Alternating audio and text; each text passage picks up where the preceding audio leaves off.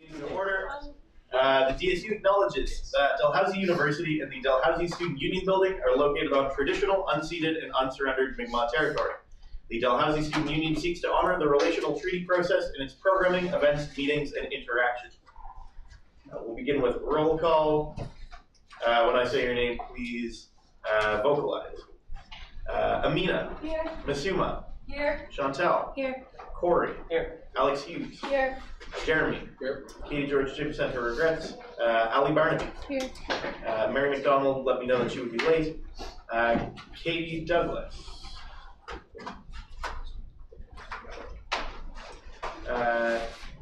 Ashley Farrell. Here. Kate Rumble. Here.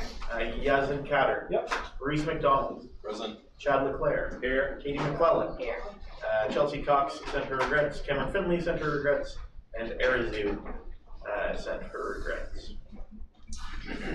Moving on to the adoption of the agenda. I just have, do I have a mover and a seconder to adopt the agenda? Moved by Corey, seconded by Reese. The only amendment that I had was we do need to appoint a counselor to the Budget and Finance Committee. So do I have a mover and a seconder to amend the agenda in that way to add the Budget and Finance?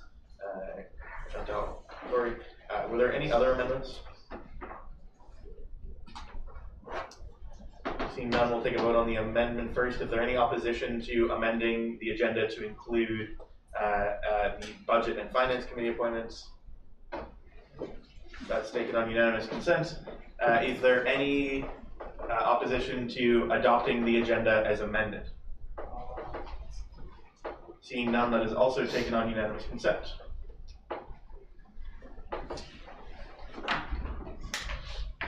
Minutes of the previous meeting. Do I have a mover and a seconder to accept the minutes of the November 1st, 2017 council meeting? Katie Douglas and Masuma. Did anybody have any amendments to these minutes? I didn't receive any. Seeing none, is there any opposition to accepting the minutes of the November 1st council meeting? That is taken on unanimous consent. Communications received. I received regrets from Chelsea Cox, Arizu Hosseini, Cameron Finley, Katie George Jim, and Mary let me know that she would be late. There were two councillors that let me know that they would have to leave early, so if they leave, don't get mad at them or anything. Let's move along to appointments. First, the LGBTQ2+ representative to the Elections Review Committee. This is a committee that was struck to examine the elections process for the Dalhousie Student Union, and so we have one spot left on it for an LGBTQ2+ person of color representative. Are there any nominations for this position? Are there any nominations for this position? For the third and final time, are there any nominations for this position? And then I close nominations for that. Accessibility Fund Committee. Alex, I believe we needed one councillor to sit on this. Did you want to give a quick explanation about what the Accessibility Fund Committee does? Yeah, so there's a fund from a levy that was passed many years ago to go towards accessibility related expenses in the DSU. So currently most of that money that has been allocated goes towards bursaries. So yeah, basically we've just created a sort of draft version of internal guidelines. So the next committee meeting is tomorrow morning. So if you get elected tonight, it'd be cool if you can. And we're gonna hopefully approve those guidelines to start using that to process the bursaries for next semester. And then for this semester, we're just continuing processing as normal. And yeah, it's a fun and chill committee where you get to give out money. Are there any nominations, and people can self-nominate if they would like to, for council member on the Accessibility Fund Committee? For the second time, are there any nominations for council member on the Accessibility Fund Committee? For the third and final time, are there any nominations for council member on the Accessibility Fund Committee? Seeing none, I'll close nominations, and that'll come up at the next meeting. Next, budget and finance. Again, we need one additional counselor to sit on this committee. Chantal, did you want to take a second to explain what the budget and finance committee does? Yeah, the budget and finance committee will have the opportunity to oversee the budget of the union. We also have the opportunity to approve expenditures of anything over $10,000 that is not normally budgeted for. You also have the opportunity to reach out to your constituents in respects to the budget of the union, and it's a lot of fun. Yeah. Thanks, Chantal. Are there any nominations for council member on the budget and finance committee?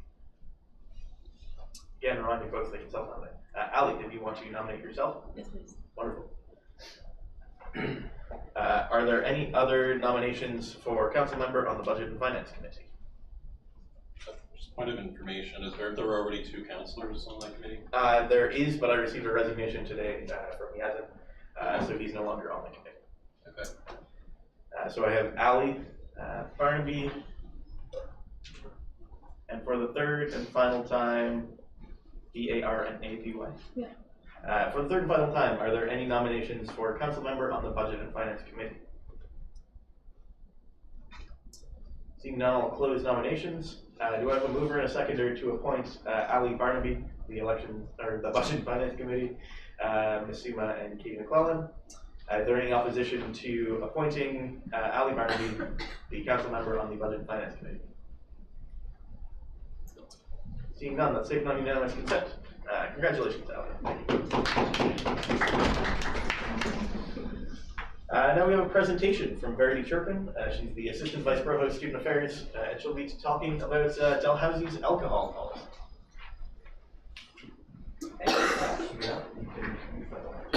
Right, thank you. So my name is Verity, and I work with Student Affairs, and my colleague, Christy, who is also part of our Student Affairs team, is with me tonight just to take some notes about the questions that you ask as relative to the policy, because part of my presentation today is part of the implementation plan that the institution uses to support new policies. Now, we say new, Dalhousie's had an alcohol policy for many years. And it has gone through several years of due diligence in terms of looking at best practice. And in June of 2017, it was actually passed. What's interesting to note when I talk about this policy and what it means to students, our community, because it also applies to faculty and staff, is that most of our community have already adopted these best practices because our community is very committed to alcohol harm reduction. So the background of this policy really pertains to our commitment as a community to reducing alcohol harms associated with private drinking. And as we know, this is a concern with post-secondary institutions across Canada and the US. On the right-hand side of the slide, you'll see the Alcohol Advisory Committee, and that advisory committee got it got reformed, reshaped, revisioned as part of this new policy. And so what is most important is you will see 2 DSU executive members on that committee, as well as 1 DASA representative from the AC. And so you'll also see some health authority representation because we work with our provincial counterparts and municipal counterparts in some ways to make sure that we're reflecting best policy and best governance and practice in terms of health promotions. And we also have our security services and all our partners to help inform what we do. The policy, I don't know if any of you had an opportunity to look at the policy in detail. But there's some drivers to the changes, but once again, I'd like to reiterate that our community has really embraced these new practices and has done for some time. And so the key stakeholders certainly are students, and when students have events that involve alcohol, you have Our student community has already gone through this extensive process of due diligence with Craig Kennedy, because Craig is our licensed designate. And so when it comes to, which is one of the areas that this alcohol policy covers, is the regulation around alcohol service. Your student governments and your student ratified student societies only go through a rigorous process of due diligence in terms of risk management. Again, this is nothing new. This is something that students have done for quite some time. And Craig Kennedy is the licensed designate that looks after the liquor license that is held by the university. And so he helps all ratified student societies. He also helps the institution and guiding us on off-campus events also, and also helps us regulate other things that are covered in the policy, which I'll get to. And so one of the things that certainly have come up in terms of implementing this policy, and this is again not since June of 2017, but it's since the university and our university community took a much more aggressive stance on reducing alcohol harms, is how university events or how university affiliated events are advertised. So one of the things that has been proven through best practice and research is that advertising of price is one of the highest tactics in terms of reducing alcohol harms related to high-risk drinking. And so, as some of you may or not be aware, when you're advertising an event, you cannot advertise it for price as a driver in terms of cheap drinks. And so you can advertise your event, there can be beverage sales, but you can't say selling $2 shots. So your establishments, our licensed establishments, can actually use logos and advertisements with beer manufacturers and distributors and price, but only in the licensed establishment. Now, when you read the alcohol policy, you're going to see that the university club is not part of the alcohol policy, but I think it's really important to note that our university club partners comply with our university policy because they think it's that important and they're part of our community, and so they are complying to all of our best practices. And so pub crawls, drinking games, and activities that encourage excessive drinking, they are not permitted. They haven't been for many years in residence, for example. And so the other thing that is new to this policy is that we have the ability to, as we always have though, your bar services staff are actually taking proactive measures to support our students when they're consuming alcohol in our licensed areas. But what the new policy also allows for is that if your staff in your licensed establishments or any of our community members on campus are concerned about an individual that is, and the concerns are related to alcohol consumption, high-risk drinking, or anything regarding alcohol, they can escalate their concerns to the Vice Provost office, and then we can reach out and support that student. And so that concern can be a one-off event. You've seen something that you really thought was harmful to them or others, or it's something that you see on a repeated basis. But it allows students and our community members the opportunity and the kind of framework to say, you know, I'm really concerned about this student, so let's get the student some support. So some of the exciting work that we're doing is developing an FAQ to go with this policy, which your questions afterwards will hopefully inform those questions. And I believe the FAQs were circulated as part of the package. If something comes up later on after this presentation and you come up with a question that I haven't really answered and you think really should go on the FAQ, please feel free to email me directly. And I'd love to answer your question, and then I'll, with Christy's help, we'll use that question to add to our FAQ, because this document will be posted as part of our support from an institutional perspective on this important work. So one of the things that are really, really exciting is our work as part of the Post-Secondary Education Partnership on Alcohol Harms. And your colleagues as part of the DSU executive, and some of the DSU executives who sit on our Alcohol Advisory Committee will be very familiar with this organization. But this organization has a collaboration of, I think, 36 or 37 schools now across the country in partnership with Universities Canada, as well as the Canadian Centre on Substance Use and Addiction. And so with that combined knowledge, we have developed a framework that represents best practice when it comes to alcohol harm reduction.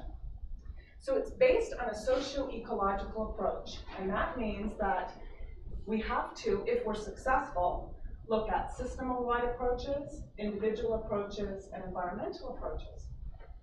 So our new alcohol policy that was passed in 2017, that really allows us to focus on how alcohol is advertised and also on how pricing is used, is part of this framework. And it sits in here, strategic area 4, pricing of alcohol. There's also all kinds of work and tactics that are used on an ongoing basis on our campus, but it's not collected centrally and it's not managed strategically. And so Corey has offered to be on our working group, and so as part of the strategy, another big driver of change in the policy that was passed in June is the requirement for the Vice Provost Student Affairs to finalize an alcohol strategy for the institution in collaboration with students and our community. And so we will be using this framework to look at best practices, what we should be doing based on evidence and research, versus what we are doing on this campus. And it was interesting because we've started just looking at how some of the things that our community is already doing map out against this framework. And our community already does some fabulous things. And the DSU executive are part of that work. Our DSU and the DSU executive are part of driving that work. So some of the things that we see in some strategic area 1, for example, is implement orientation programs. And so we also have training for staff and event staff for student societies. I know that Craig, as part of the orientation for your ratified student society leaders, has alcohol harm reduction and a review of the best practices as part of that orientation program. Every year that happens. And so there is all kinds of great work that's happening on our campus already.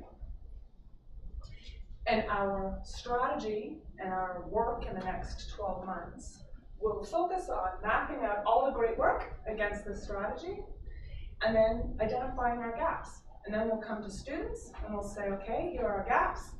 So what are our priorities? What does research and evidence tell us are the most important things to do when it comes to alcohol harm reduction? And then we'll map that out over 3 years. And we'll measure it and we'll evaluate how we progress. And just like I usually come to this group probably once or twice a year to talk about student wellness, I'd love to be able to incorporate regular reports back to this group on how we're doing on alcohol harm reduction. So thank you so much for your attention, and I'd be pleased to answer any questions. Yeah, so we have a couple of minutes now for questions. I can keep a list if council has some questions. Does anybody have any questions for Verity right now? Jeremy? With marijuana legalization coming down the tubes, does the university have any plans that will fit in line with the existing alcohol policy to incorporate that? I was just actually speaking to our vice provost today about that. So I don't know if you've noticed some new kind of signs about kind of visiting our no smoking policy. We know that our no smoking policy needs to be revisited in terms of language. It's outdated. It needs to include some more things in terms of vaping. But in terms of the cannabis, how we're going to look at our non-smoking policy versus what I think you're talking about, which is how the university is going to deal with the legalization of cannabis and the use of cannabis on campus. Something that the vice provost is going to take to her colleagues to talk about because it absolutely has to be addressed. But we'll be looking at the province to see how they're going to regulate that. Very much following their lead, which is what we do on alcohol also. It's a great question, and thank you for raising it because it's on our radar. Questions already coming up with students and residents who actually have prescriptions to use cannabis from their physicians, and so we're working our way with that on the resident side of things. But you're absolutely right. We have to have a policy and a process of dealing with expectations and managing expectations at an institutional level. So it's on our vice provost's agenda. I have Masuma and then Chad. Yeah, I was actually, that actually sparked, I was wondering what exactly the university does for students who actually do have a card right now for marijuana, but like they can't, can they, like what's done if they need to smoke on campus? Like how is that really dealt with? So how we're looking at And then, sorry, and then I have a follow-up question, sorry. Yeah, so our no smoking policy, so cannabis, when you have a prescription from a doctor, can be consumed in many forms. But if there is a student who is choosing to smoke it or inhale it, then the only thing that would apply would be our no smoking policy. So a student would have to go to an area that is not regulated by our no smoking policy. And in this campus, our campus is no smoking. And so what will be interesting, which is a flag for the vice provost, is with the legalization of marijuana, but it's the same as the province looks at alcohol. Drinking alcohol at a certain age is legal, but it is still regulated in terms of where it's consumed and how it's consumed.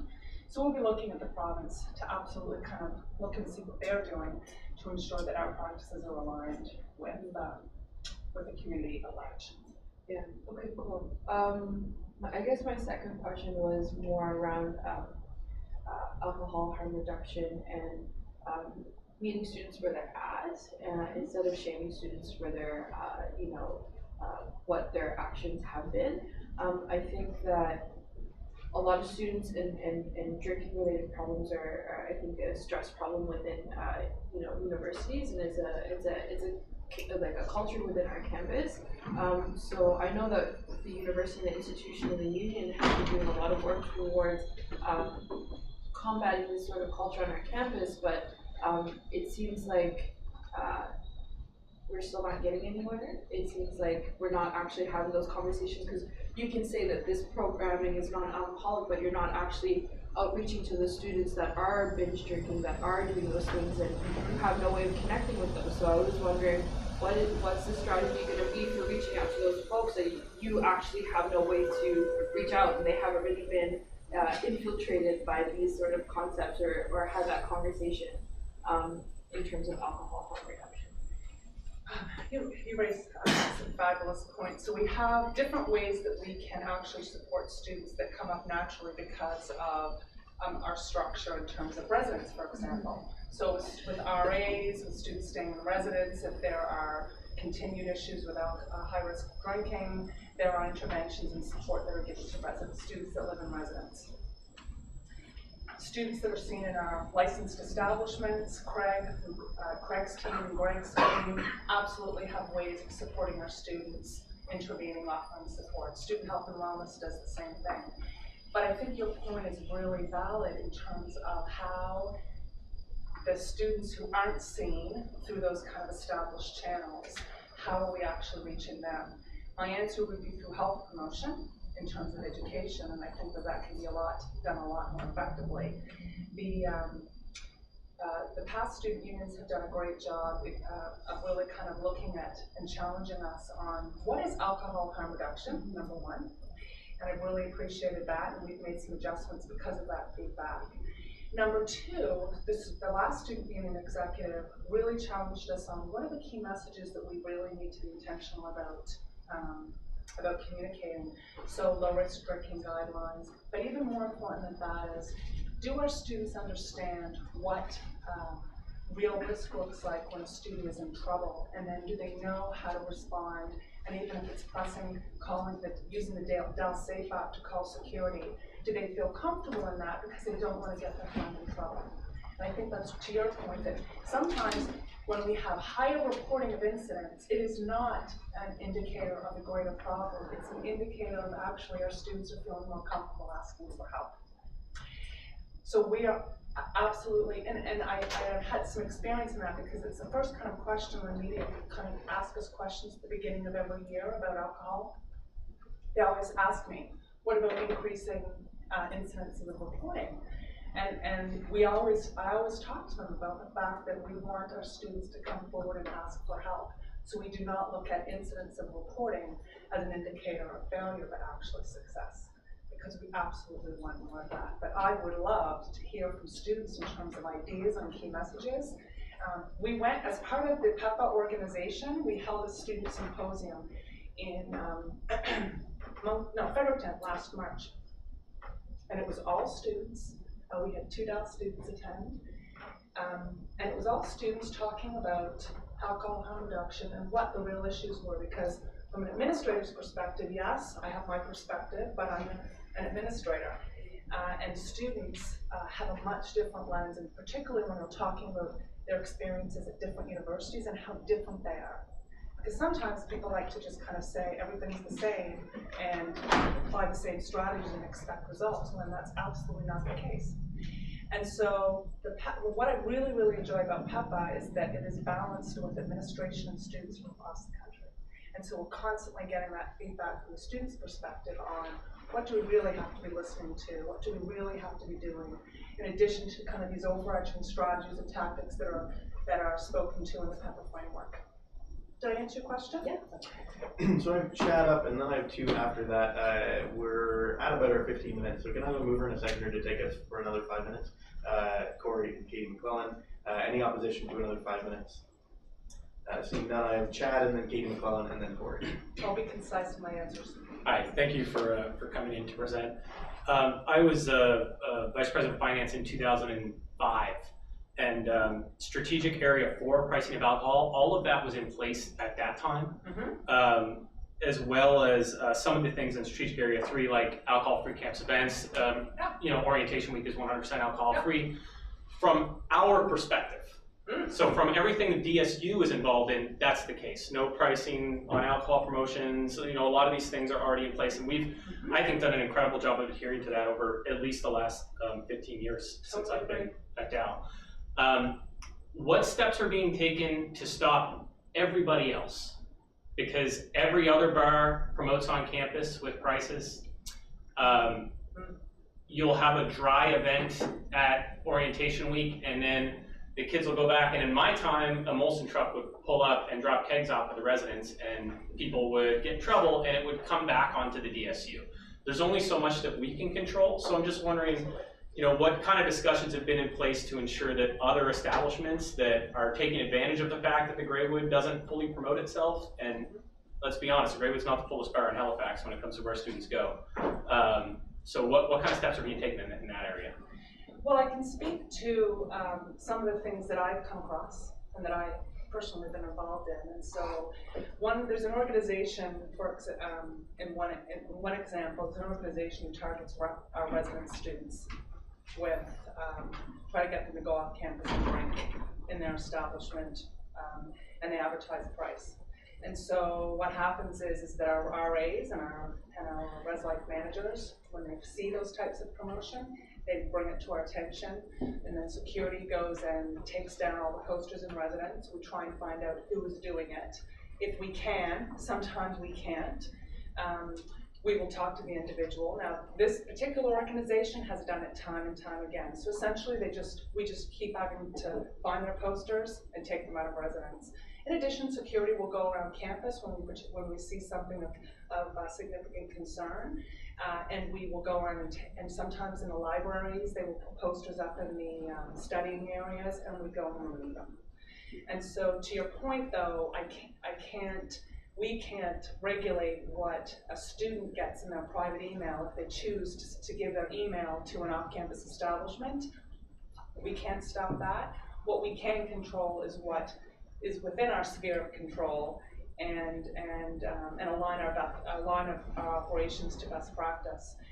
But I absolutely hear you, and we also use security to monitor advertisements that are placed on campus. And so what happens is that sometimes student groups, other groups, are doing something very unintentionally. They didn't know, and they never thought about it. And so the flyer comes to me, or the advertisement comes to me, the information comes to me, and I will give them a call. We'll have a discussion. Usually, the organization or our group says, "Oh my gosh, I didn't know," and they remove the social media, they remove the posters, but it's reactive. It's not proactive. It's not stopping it from happening. But again, we can't do anything that's out of our control in terms of stopping that from happening, but we just have to be responsive when it does. But I absolutely agree with you. Our community has been very responsive to responding to alcohol harm reduction and these key tactics for many years. And that's why this policy, although it's new, it's just really kind of confirmed what we have already been doing. Our other policy did not acknowledge all of those best practices that have already been in place. So Katie and then Corey, and then any questions after that, I'm going to encourage you to reach out to Verity by email or set up a meeting with her. But Katie and then Corey. Yeah, I just have a couple of questions. My first one was, I know in September there was the pilot project in residence with having alcohol-free residence for the first few days. I was wondering if you could speak to what the results of that were. I know a lot of people had sort of doubts about how successful it would be, so I'm just curious what you had to say about that. Sure. Do you want me to answer that question now? Yeah, Okay. Sure. So as part of the PEPA framework, so it is part of best practice to do it. And as your colleague has already talked about, orientation itself has been practicing that best practice for years. And so other universities across Canada have been practicing the dry residence practice for many years. And so what that pilot was supposed to do and intended to do was to allow our students some time to transition into residence and into a campus life without the pressure of alcohol. Because as we know and our data tells us, our students think that more people drink than actually do. And they think that they have to participate to fit in. So it was intent is to just slow down that process and give our students who are new to campus some time to transition. What our data showed was during that pilot from September 2nd to September 11th, the dates, was that our incidences went down in residence. We knew there was alcohol in the residences, and there absolutely was alcohol in the residence, but it slowed things down for our students. In addition to that, we have high-level information from the police that there was no increase off campus in terms of the types of incidences that they would usually see in that time of year. And so our residence team is actually working on a formal evaluation because we want to talk to students about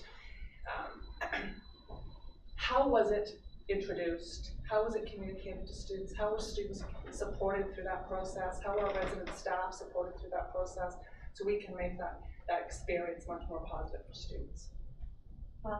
My second question was, is there any talk about putting anything like a campus observation room in place on our campus? I know Queen's University has done that and had, I think, pretty positive results. Yeah, we've already done it. Oh. Yeah, we did. So thank you for asking. Great one, we've done it. We've had very low usage, like really, when I say low, 1 or 2 students.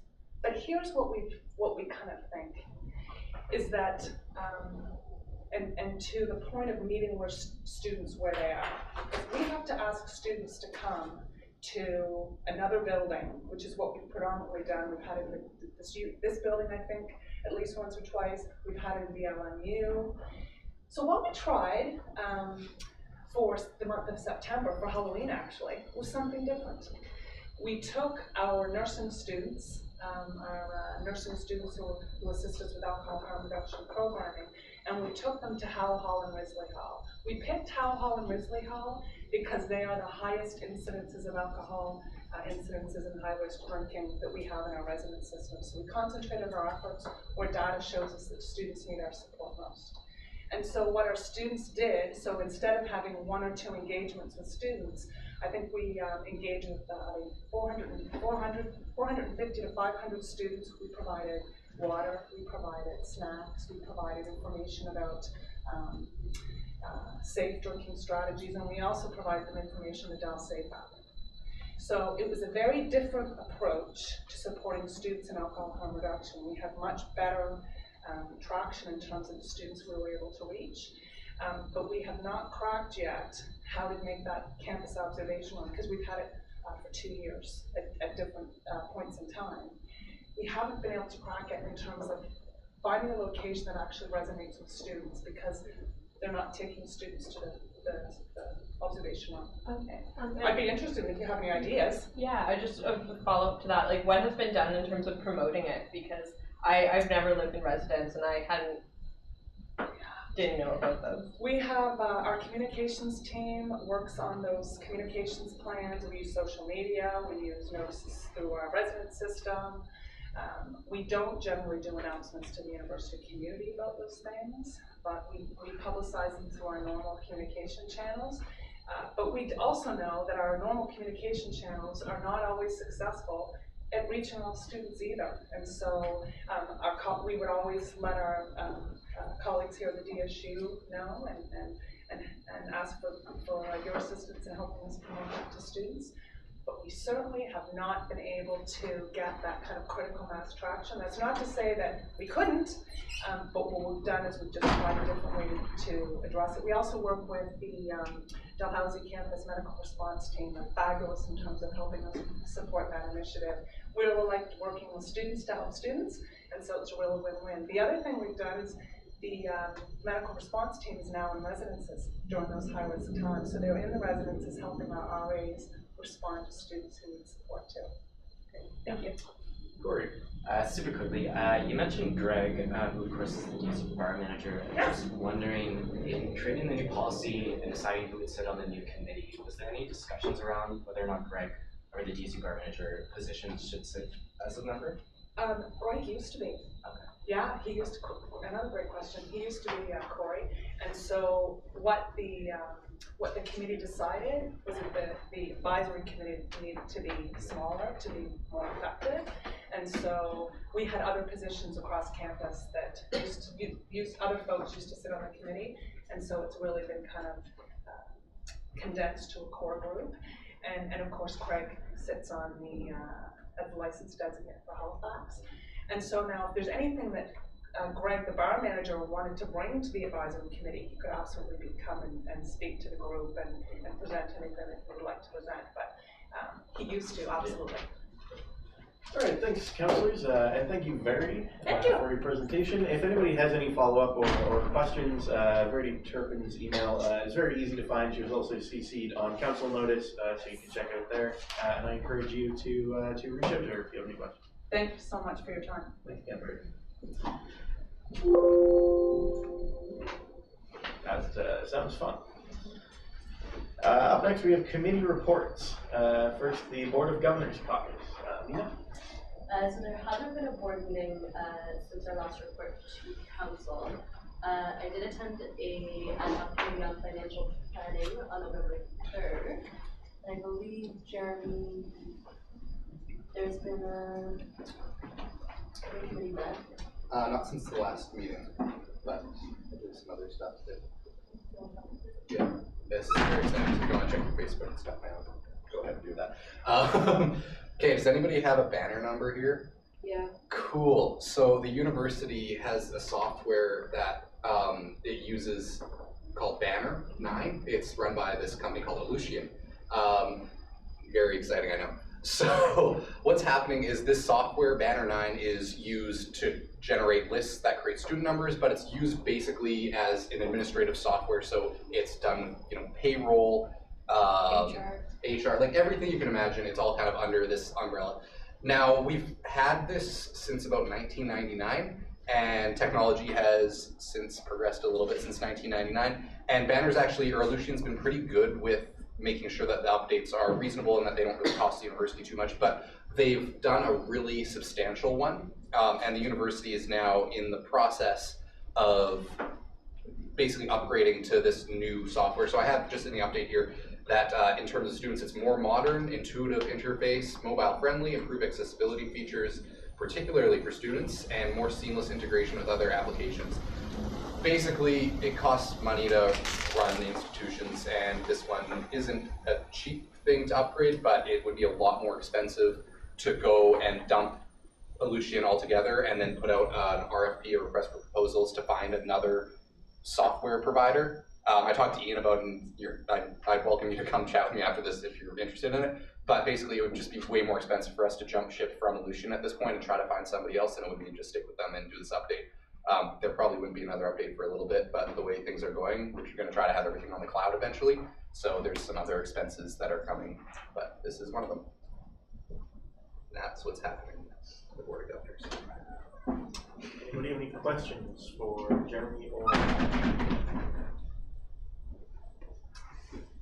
We will move along to the Senate caucus. Yeah, so Senate hasn't met and isn't going to be meeting, I think, for another 2 weeks or so. But the caucus will be meeting.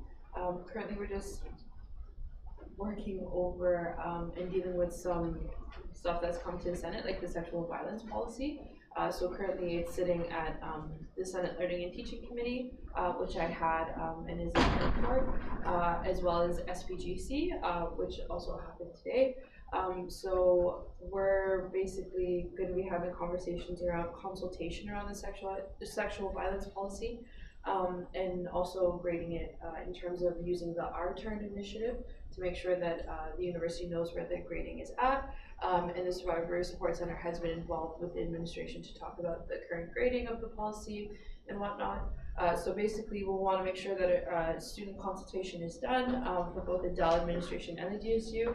And we'll release the grade that the policy has once the confidentiality of the draft is removed. So that means once it hits Senate floor, we can talk about the policy, and I can release it to all councilors. Sorry. Another important thing that's coming up is the Student Code of Conduct. So the Student Code of Conduct is being revisited, and there's going to be consultations and adjustments made for the Student Code of Conduct, so that's something else that we're going to be working on.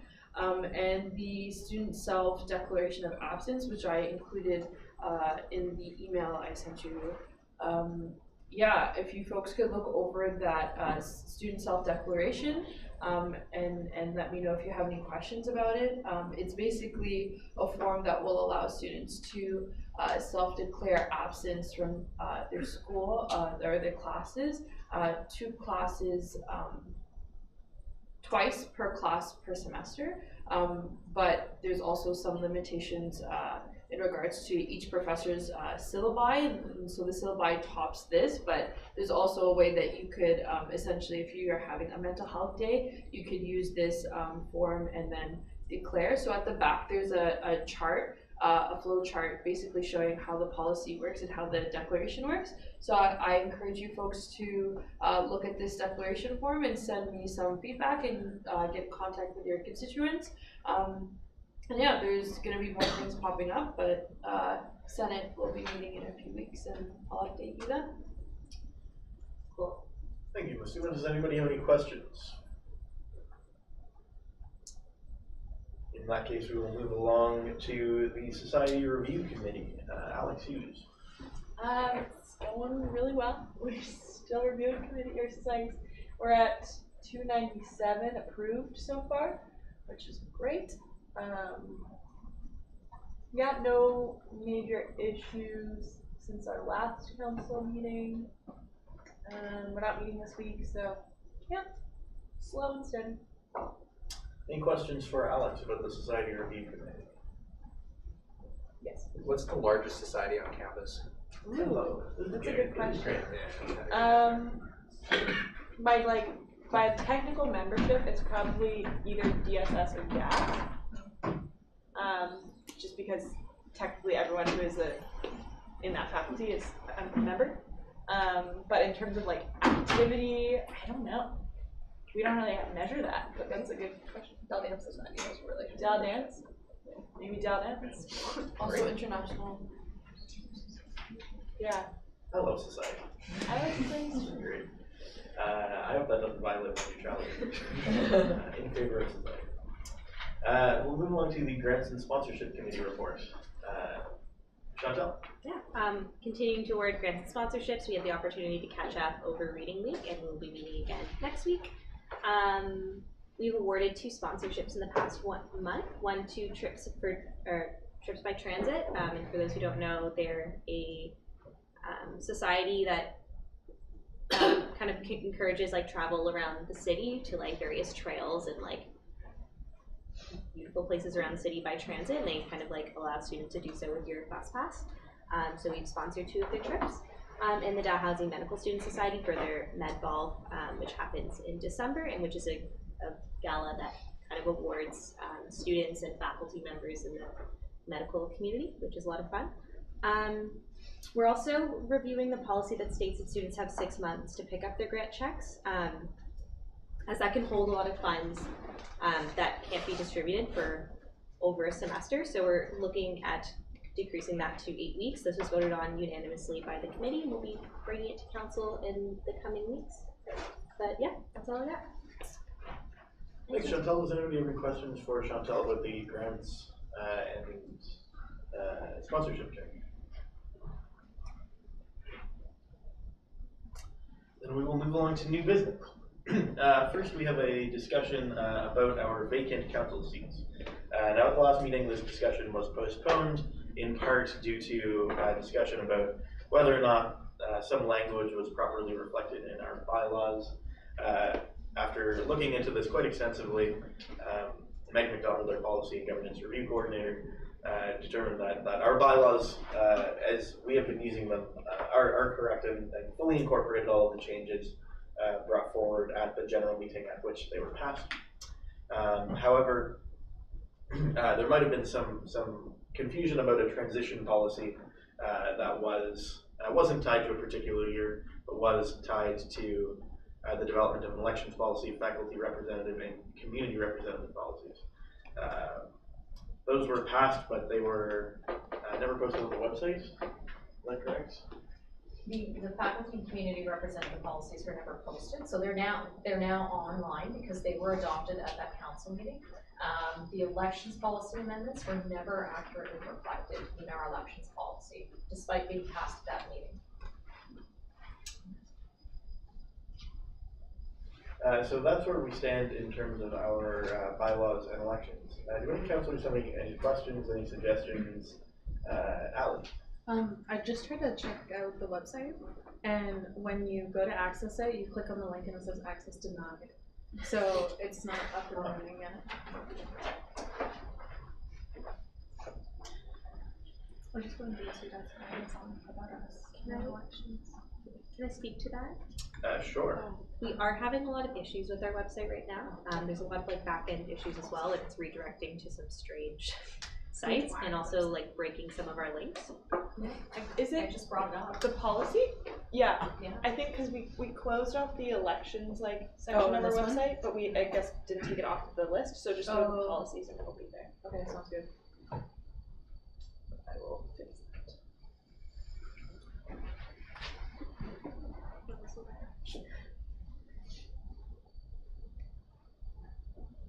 that. So, just to focus council a little bit, the purpose of this discussion is to ultimately come up with a framework by which we can appoint members to the vacant seats that currently are on council. We're missing 3 or 4 faculties and 3 or 4 communities currently on council, and we would like to fill these seats. As I stated last time, just to refresh your memory, there was some confusion between the elections policy and the bylaws, where it seemed like there were a variety of interpretations, and so we brought it to council to try and interpret that. Does anybody have any? Did the language that was unclear in the elections policy, was that changed by the amendments that you found? Yeah, our current elections policy is not reflecting the adopted amendments of that meeting. And the minutes that were then passed at the subsequent council meeting also do not accurately reflect those amendments. So I discovered that by reviewing the actual YouTube footage, but that is not considered a legal document. And so you would have to then incorporate the language as it's viewed in the YouTube video back into the minutes of that council meeting in order for me to properly adjust your elections policy to reflect that. But I'm not able to do that unless it is in the minutes of that meeting. That is the only legal recording of your actions. Yeah. I'm wondering if I could put forward a motion. You can put forward a motion. I read through the text of it, would you prefer that Go ahead and read through the text of it. Do you have it written out? Can you email it to me? Can I put it up on the board?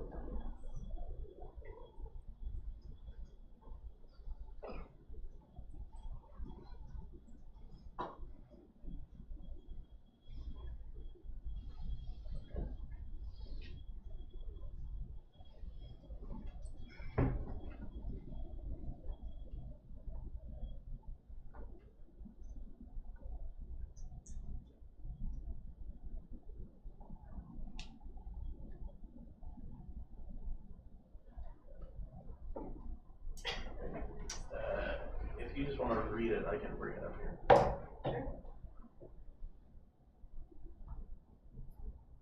So it says, whereas the adopted minutes of the November 23rd council meeting do not accurately reflect the carried motions amending the elections policy, be it resolved that the minutes be amended to accurately reflect the following elections policy amendments adopted by council. And this is just reflective of the image that you circulated in the package.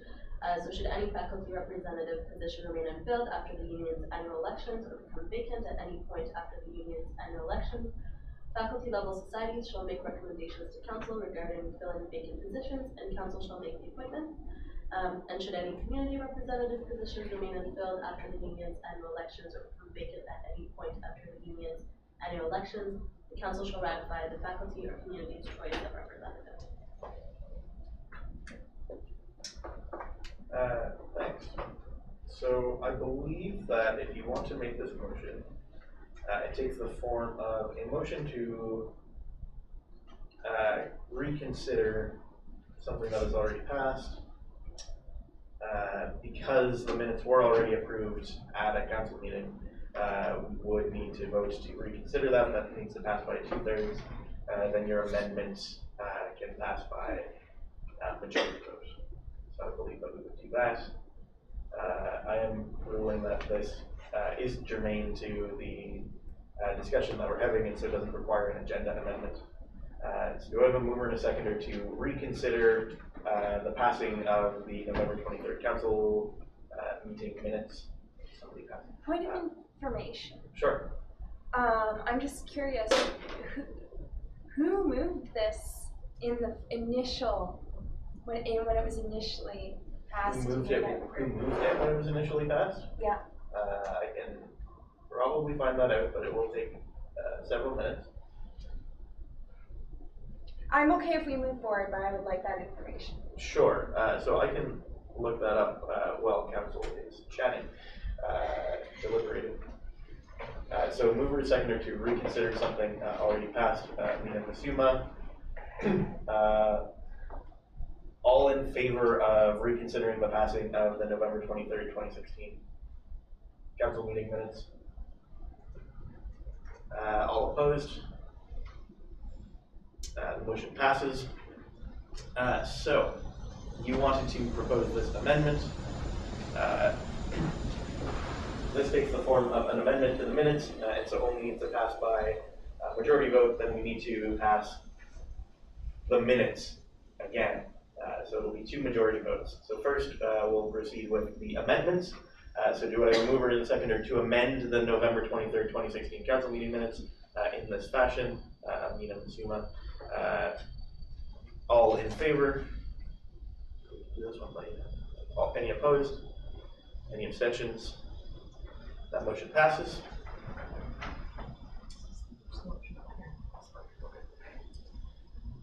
Katie, to answer your question, this was moved by Aaron Prosper at the November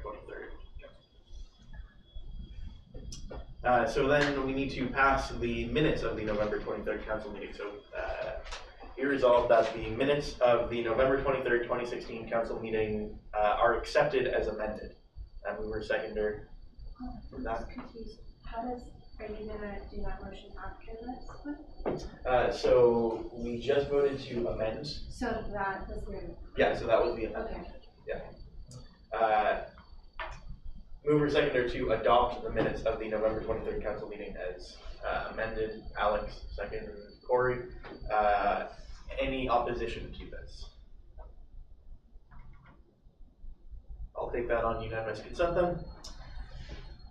So this gives the union pretty clear guidelines on how to appoint these faculty and community representative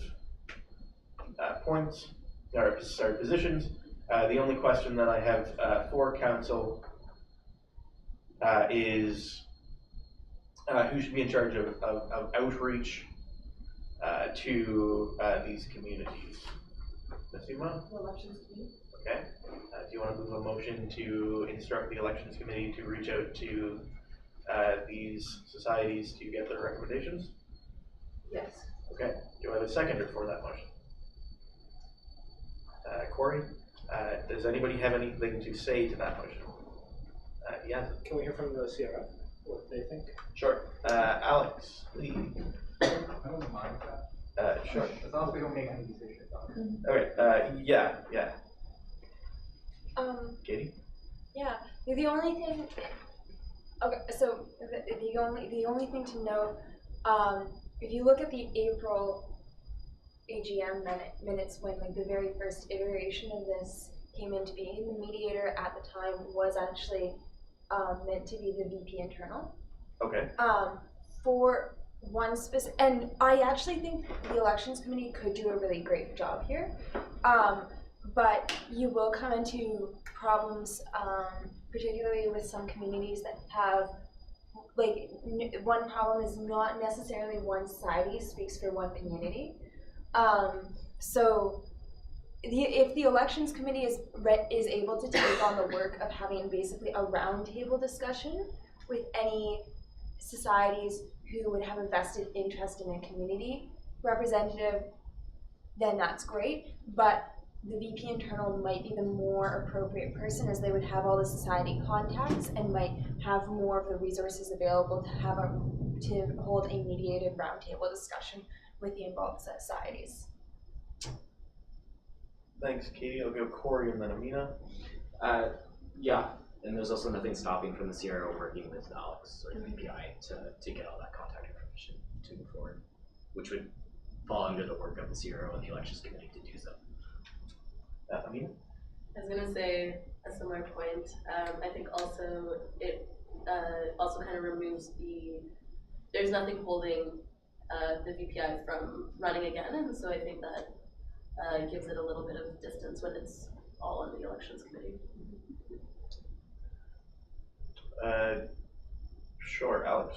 I was just wondering, if you guys decide to, what's the decision eventually? So are we opening those positions to all student body as long as they belong to that particular group? Or? So this is reflected actually in the faculty representative and community representative policies that are on our website.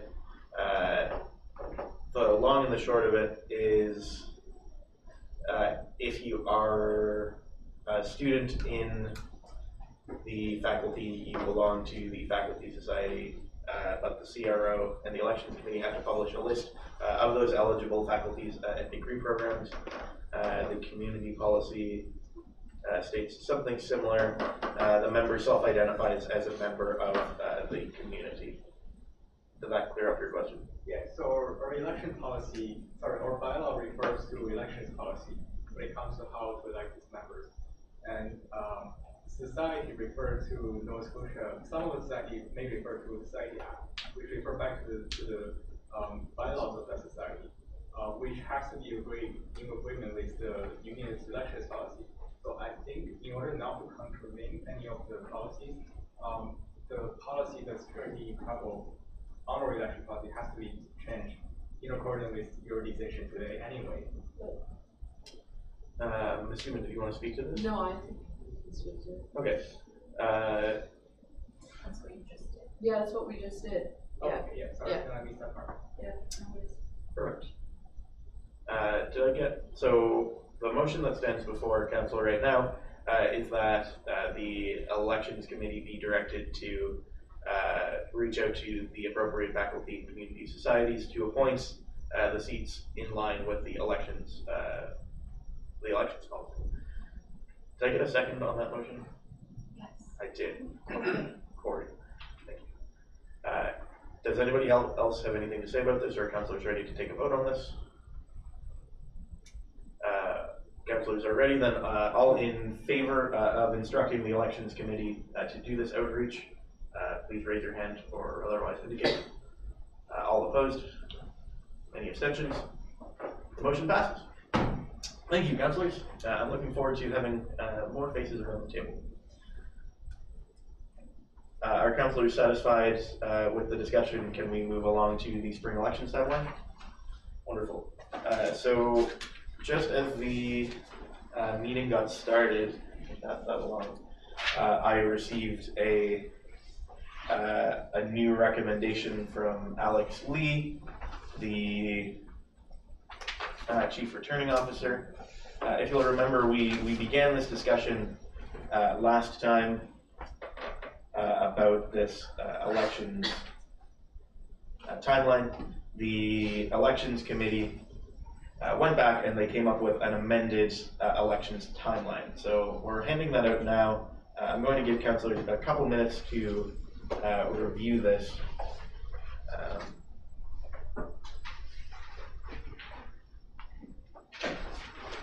And I'm going to put it up on the board as well, or the screen.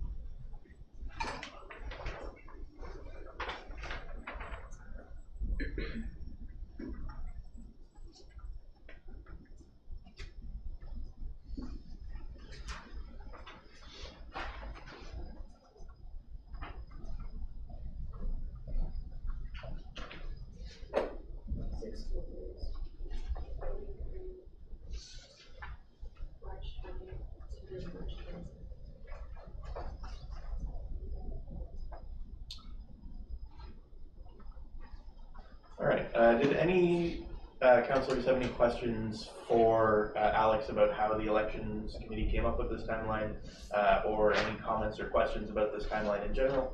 Ms. Hugo? Yeah, I think Alex listened to our woes of sadness of how long a campaign period could be.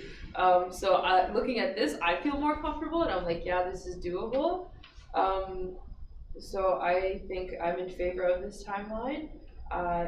It's not too stretched out, and I think it's obviously always a busy time, but I think I'm glad that it happens there. And it gives those who are elected in a month maybe to have some meetings with their during that like transition period to meet with the positions that they're going to be taking. So that's great. So yeah, I'm in favor of this. Anybody else have any questions or comments on this timeline? Mary?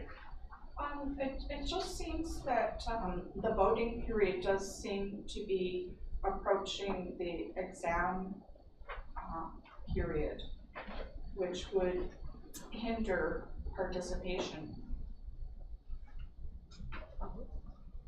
Yeah, Alex. The exam period only starts on April 12th, so it gives it like a pretty decent amount of time.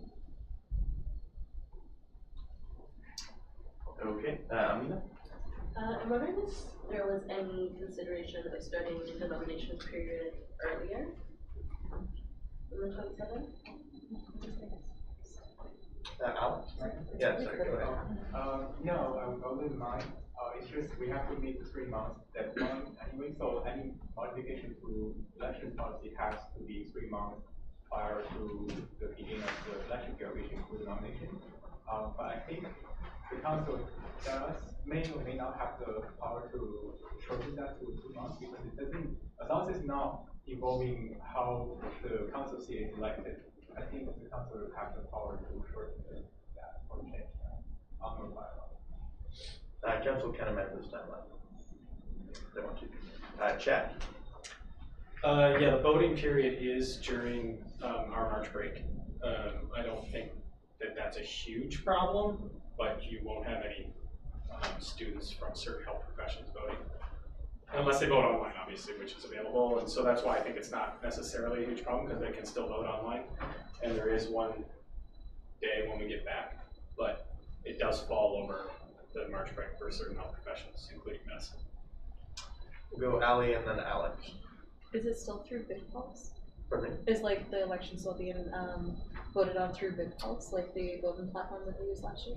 Alex Lee, can you comment on that? There is a possibility. It depends on how they can accommodate or how their education figures. So to prevent this, if they can, then we have to work with that, of course. But it's a possibility it should not stay here. Alex Hughes. I was just gonna say, I'm pretty sure we didn't have any physical voting stations last year, I don't think, and I'm pretty sure they changed policy so that it's always online. So like, should be good. Pretty sure you're not going to miss out on doing it. Alex, sure, if you want last There is a chance that some items on the timeline need some like emergency update just prior to happening because the snowstorm or any other weather condition, for example. So it's not like absolutely this is going to happen on this deadline, and you do have authority to modify that timeline.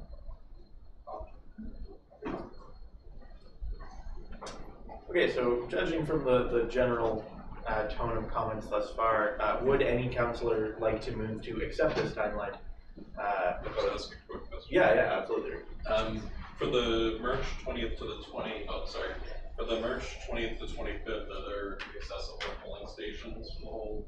Yeah. Because I remember on the original timeline there was a certain. Yes.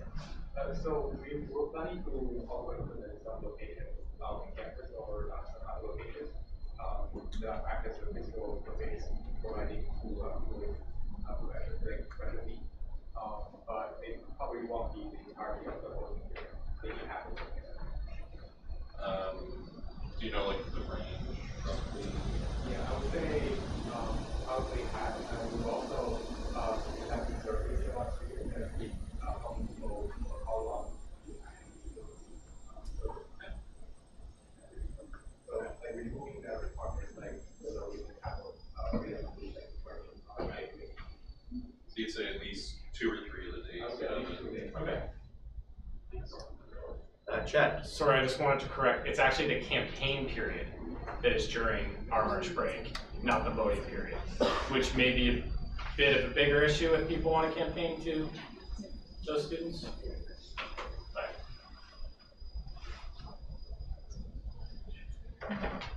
Are there any other comments on anything? I'll go Alex Hughes and then Masuma and then Amina. Alex. Oh, sorry.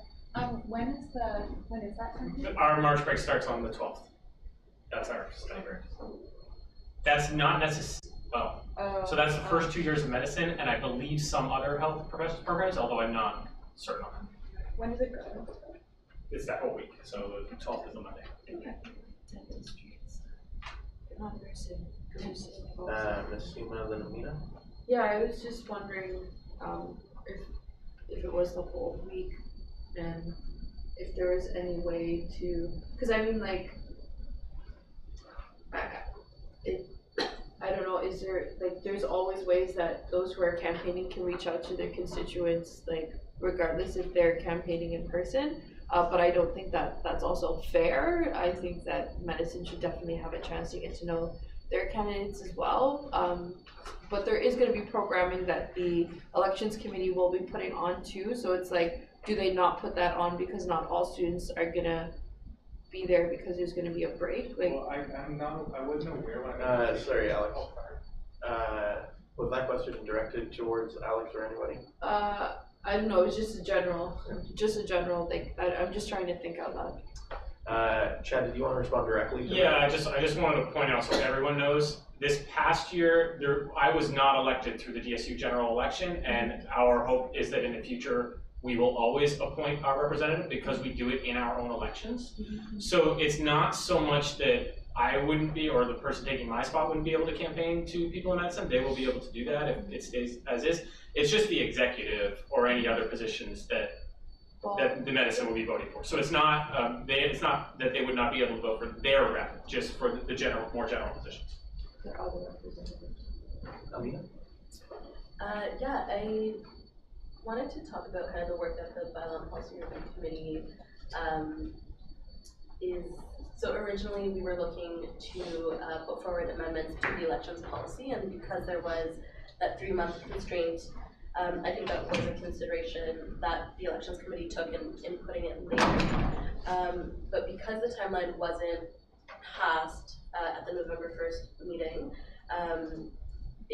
a lot of things just had to fall into place, and it was very rushed for us to put something forward, and so we decided to move through the selection process with the same policies that were passed, and so that is no longer a constraint. So I'm wondering if, with that knowledge, if the nomination period could, or if the election, if this could be moved perhaps like a week or 2 weeks to the left. Earlier. To the left. Yeah. Yeah. So it can be. Alex, did you want to speak to that? I mean, did you say that the 3-month constraint is gone right now? It is? Sorry? The 3-month constraint is gone right now? Yeah. Okay, if that's the case, yeah, sure, like we can move the nomination period ahead of time.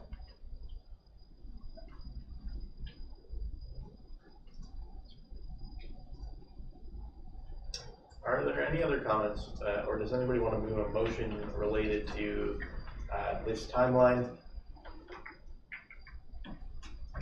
Not a motion, but just a comment. Wouldn't there be also a reading week on the, I think the 20th? I believe it's the 19th to the 23rd. So that is to say that if you move this by a week, if you move this in any case by however many days more, it's going to go into a reading week, but the nomination period at least. So it's a question of, do we want the nomination period to be during reading week, or do we want the campaign period to be during your March break? The other one. Just move it a week the other. Can I make a motion? You can make a motion for the CRO to come back next meeting with a timeline that doesn't conflict with reading weeks or spring breaks, or would that negatively affect our? You can postpone this discussion until next week, if you'd like to move that. Yeah. Sure. Do I have a seconder for postponing this discussion until next meeting? Second is, next meeting, the December 6th meeting, seconded by Amina. All in favor of postponing this discussion? Can we just have discussion on that? Oh, sure. I just want to hear what Alex, because he seems to want to have want to say something about that. I was just wondering, because like when I was making this timeline with the committee, like we weren't aware of like the Faculty of Medicine's March rate is different than the rest of everybody. So I was wondering how many other faculties or committees they might have different holidays or vacations during this year, because I would need this information to make the timeline that satisfies everyone's vacation. I'm not sure if I will. Allie?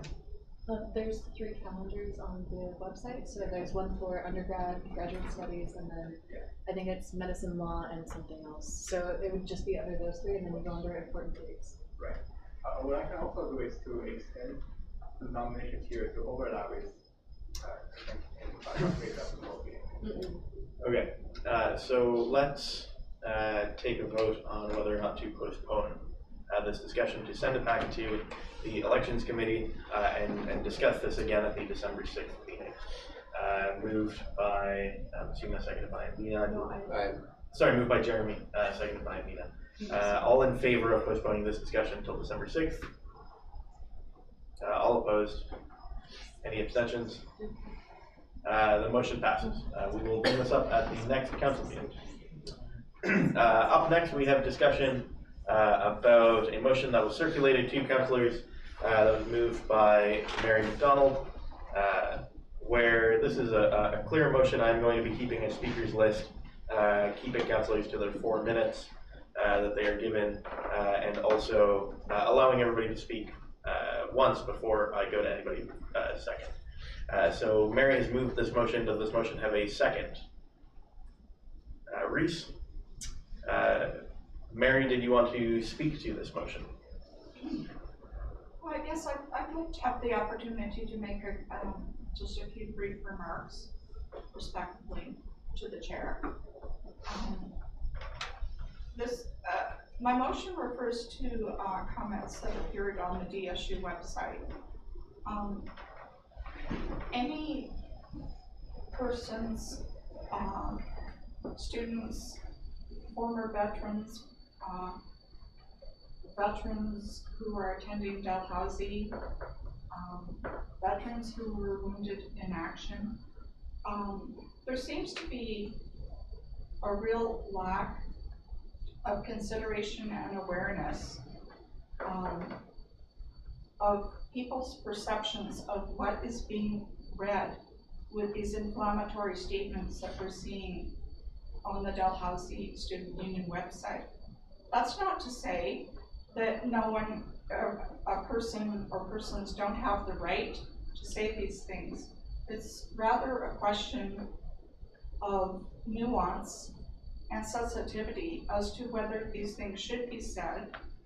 And in particular, I would put forward, I would submit to you, that these are partisan statements. The reason why I say that is because there is selective cherry picking that is going on. What was left out of the statement, for example, is the fact that there are tens of thousands of wounded veterans, severely disabled veterans. There was no mention of women. There was no mention of Lgbtq members of the armed forces. And I'd also mention that we're seeing this pattern here with the DSU of making these type of inflammatory statements. I don't know why this approach is being pursued, whether it's just to try to get a rise out of people, or what the motivation is. However, what we're seeing here again is a pattern of no consultation with stakeholders. The DSU has no expertise whatsoever to make comments about the lived experiences of veterans of any marginalized group.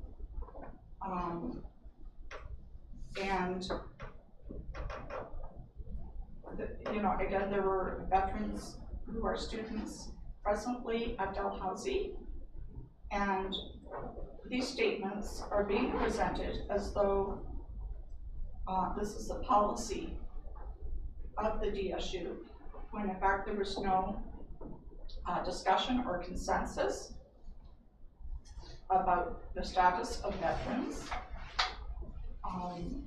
and a lack of just consideration of the impact of the statement. It's not a question of whether you have the right to make an inflammatory statement. That's not the point. 30 it's seconds. The lack of reflection, and also we don't know who is actually making this statement, whether it's an individual person's opinion, or whether it's the policy of the DSU. So again, it comes down to the selective cherry picking that we see more and more frequently with these kind of ill-advised statements. Thank you, Mary. Reese, as the second, you have the opportunity to speak to this motion if you would like. Yeah, I mean, just to reflect on what Mary said, I mean, I found the post was distasteful and immature, to be honest with you. I don't really feel that the DSU has credibility to be offering these kind of opinions about veterans, whether they served this year or in World War II. So I'll just leave it at that. Thank you. I have Allie Barnaby on the speakers list right now. Can I ask a question before I say anything Yeah, that you I can want ask to a say? question. Okay. So I just wanted to make sure that this is like the post that we're talking about. Is it the one with Kelia's beaded poppy that recognizes Indigenous veterans and like the struggle of marginalized people that we're speaking of? Mm-hmm. Okay. I guess you can start timing me now. I'm kind of really upset and hurt at the fact that this is considered cherry picking. The fact that when the DSU does something positive for these marginalized communities, that it's being perceived as like treating people specially, whereas this is just giving a voice and a platform to the Indigenous voices. And like it talks about the Black, Indigenous, people of color who face during service.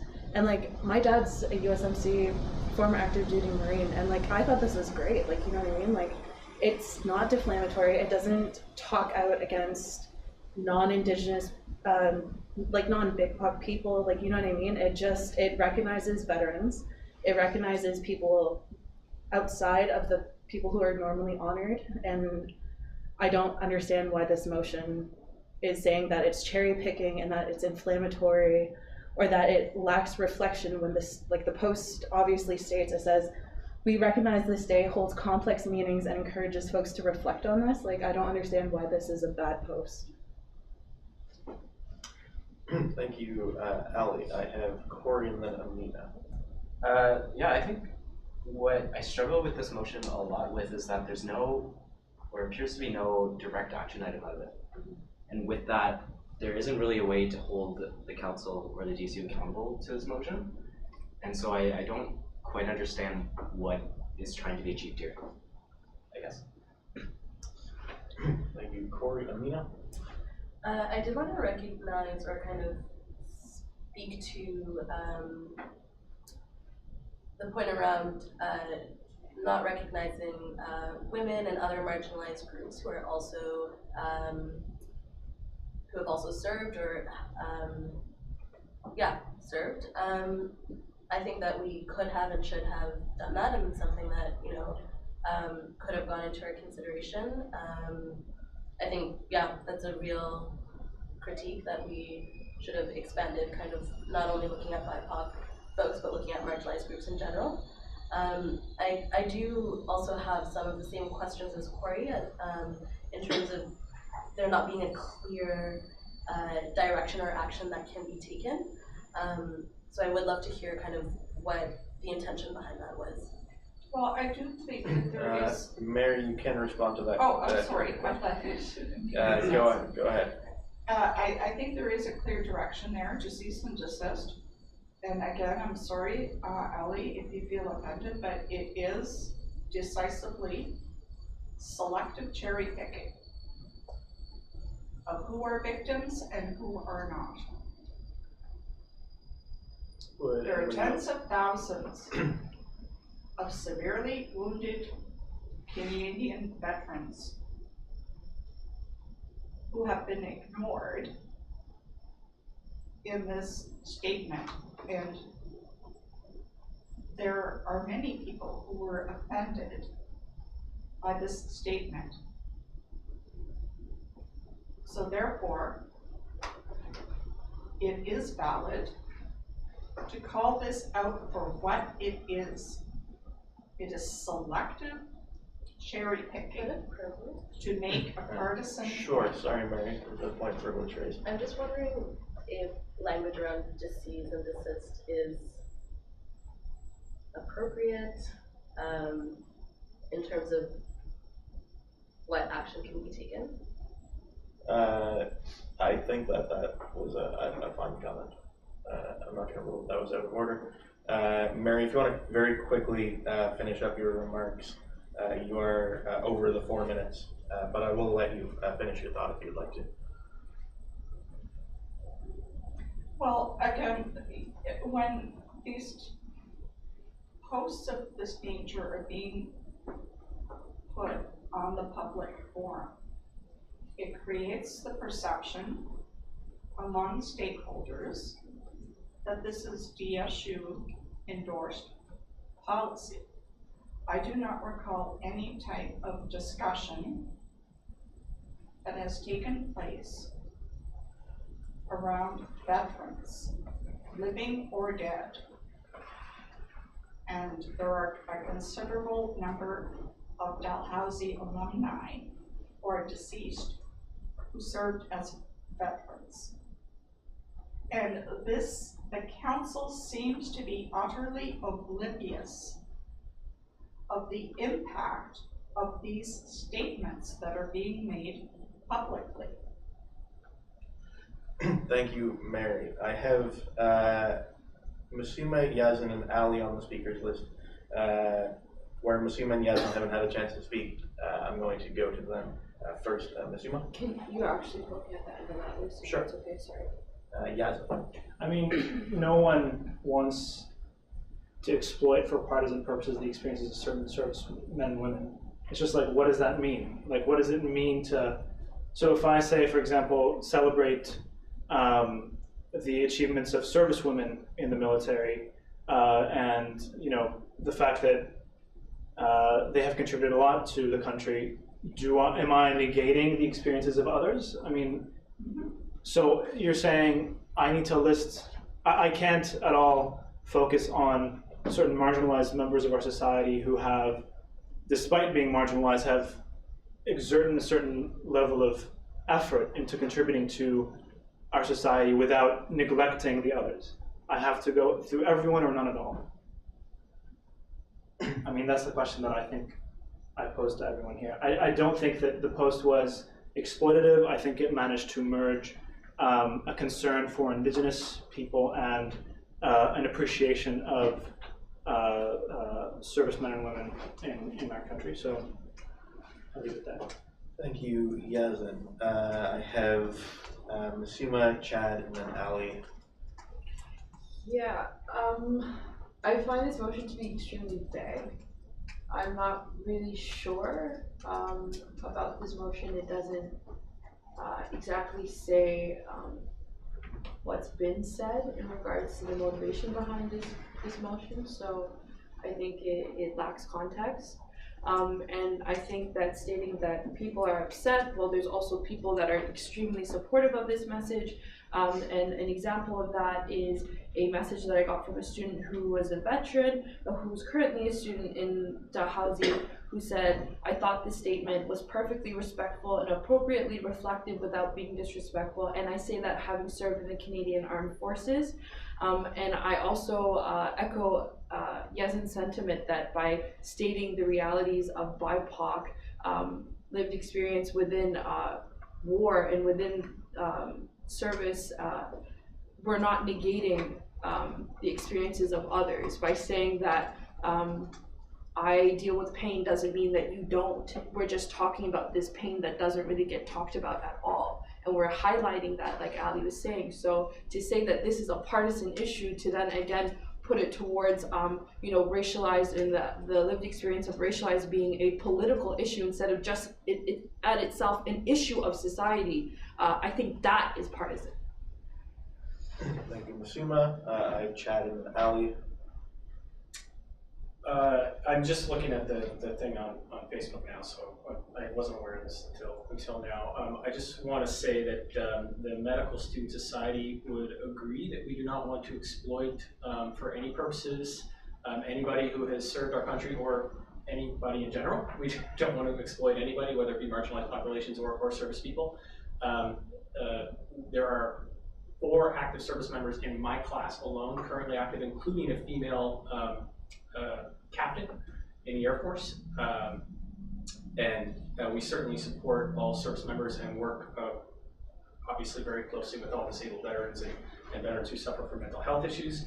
That being said, I don't see any problem with this post at all. I think it's fairly common knowledge that there have been certainly mistreatment of marginalized populations in war scenarios and throughout the history of all militaries.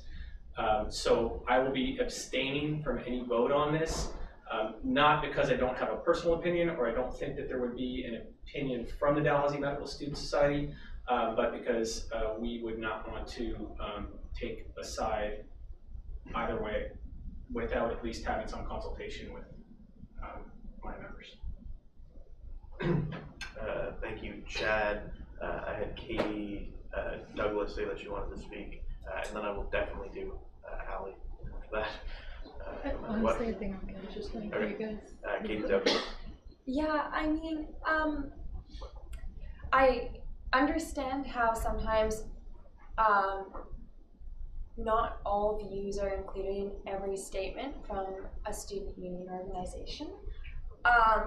And I have a bit of an issue with this motion being presented tonight because it doesn't have a clear action statement, and it feels like it was something to bring up a very controversial debate that I think could have been had in a better setting. Because, like, what are we really debating here? There's no ask to take down this post. If we voted this through, that wouldn't be what happened.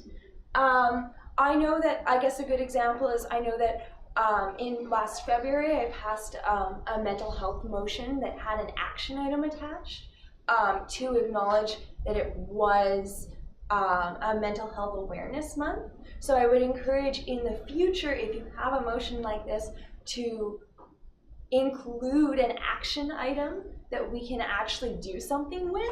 And if you want, I'm not against necessarily having this type of discussion, but I think that we don't actually have enough voices from the Dalhousie community in here.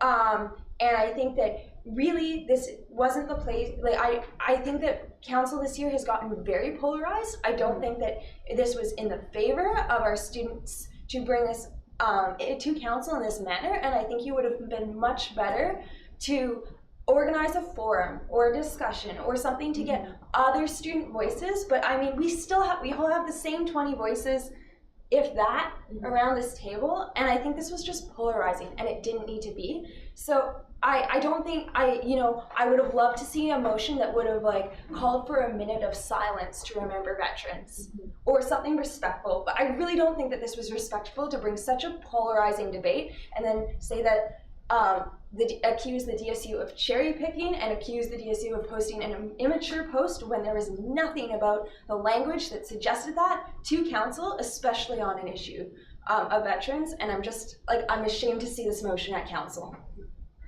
Thank you, Katie Douglas. Ali, There did you? were people who were ashamed to see the post. Mary, that's out of order. Ali, did you still want to speak? I really want to thank Katie. Honestly, that was so well said that I don't even really know how to follow up with that, because I feel like when these motions are presented, when they are so polarized, it's a joke on our end, because yes, important conversations like these need to be had, but the way that this is set up, it was really the wrong way to present it. Like, we could have easily sat around and talked and discussed about this, but I think this, I don't know. Can I call a question? You can. I do have 3 people on the speakers list, but council can take a 2/3 vote if you motion for it. Who's left on the speakers list? Corey. Okay, I'll wait. Okay. Ali, were you finished? Yeah. Okay. Sorry. That's okay. I have Corey, Katie McClellan, and then Alex Hughes. Corey. I was just going to say, based on its current wording, I can't vote in favor of this motion just because it really doesn't make any sense to me what the action item is. So unless someone's going to amend it to create a more direct action item out of it, I think I'm not going to call the question in case someone does want to make that amendment or there wants to be more debate, but I would urge that we sort of either make an amendment or we vote on this. Okay, I have Katie McClellan and then Alex Hughes. And then, Mary, did you want to suggest an amendment to this motion? I just wanted to comment when it's my turn. Okay, Katie McClellan and then Alex Hughes.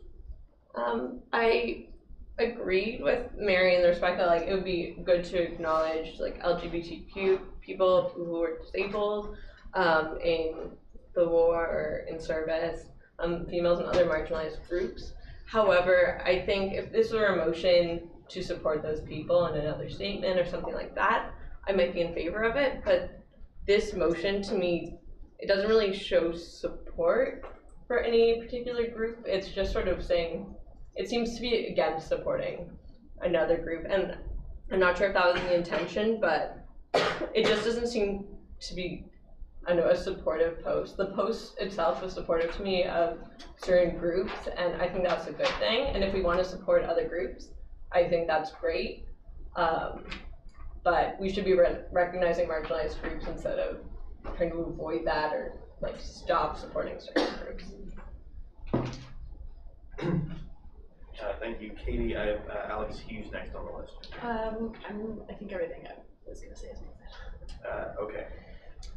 Did anybody want to speak to this motion? I have Mary. Mary has used more than the 4 minutes allotted to councillors.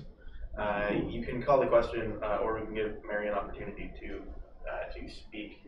Did you want to move to call the question? No, it's okay. Okay.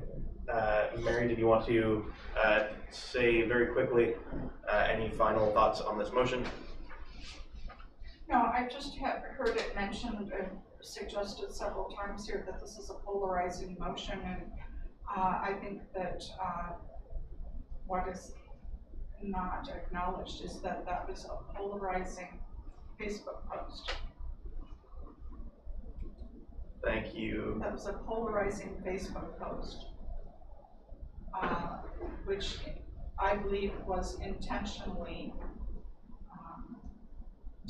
divisive. Thank you, Mary. Ali, did you want to say a final thing on this motion? I'm going to direct my comments to you. But I think that what really needs to be recognized here is that that is what marginalized groups live through every day. You know what I mean? Like, those voices are never highlighted. And the fact that we don't, the fact that they are highlighted here, and then we're talking about this as if it's a negative thing, is just extremely troublesome. And it's unfortunate because I see Dal as an inclusive place compared to my former university. And to be sitting at a table with some really great people to have like these really awesome discussions, and then to hear that by highlighting, you know, these marginalized voices is wrong, it just makes me extremely upset.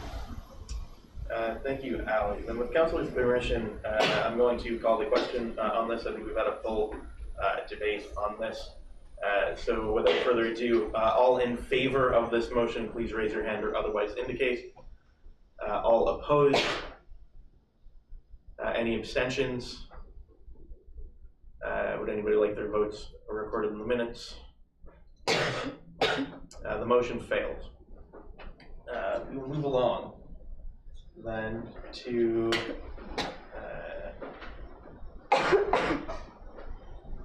there is no old business, executive business. Amina, do you want to lay out your report? I do. So apologies for not circulating the report earlier. I hope that everyone has received it. I sent it by an email. Just to highlight a few things on my report. The Bylaw and Policy Review Committee is undergoing a holistic review of our bylaws to put forward recommendations to Council and then to our membership through a special general meeting.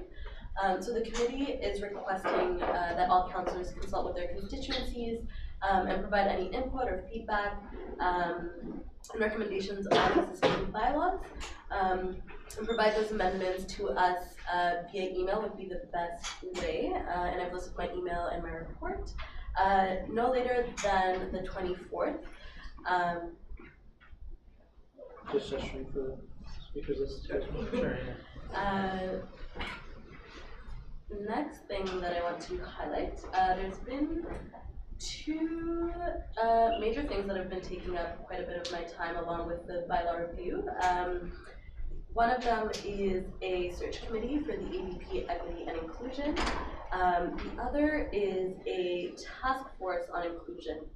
The official name of the body is still being determined, but the purpose of the task force is to look at how systemic racism manifests on campus, and how we can better support racialized Indigenous students, how we can create spaces for lived experiences to be heard and responded to, and how to create educational spaces and conversations and opportunities around engaging those who haven't faced systemic racism.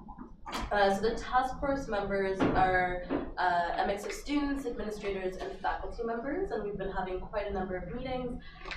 We are in a consultation phase right now and meeting with a number of stakeholders. So I know we're meeting with DISC on Thursday, and there's a number of other kind of groups on campus that we want to hear from. But if folks have any thoughts, I would love to bring that to the committee, so please let me know.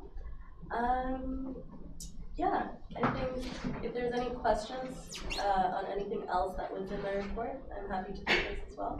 Yeah, did you have a question? It wasn't a question, it was more of a comment, because I'm also on the Bylaw and Policy Review Committee. One of the things that I know has been, and Chad, I'm looking at you, one of the things that has been coming up is consolidating the preferences of societies in terms of elections with what we have in our bylaws. So I know that I would appreciate your society's comments and others who are also interested in the same thing when it comes to that specifically, because I know we've been talking about this before the meeting. So just noting that. Are there any other questions for Amina?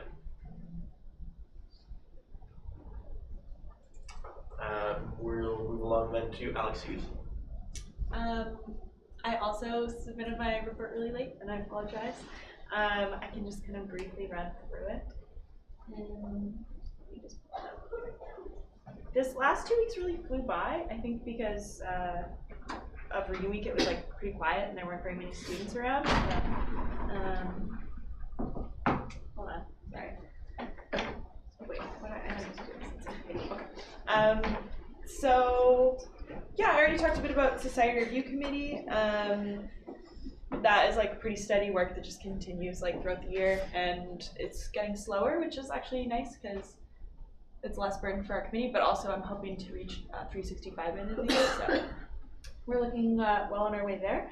I've also been working with Megan, Policy and Research Coordinator, to draft some society policy changes that I'm hoping to bring, I guess, yeah, to next council. Ooh.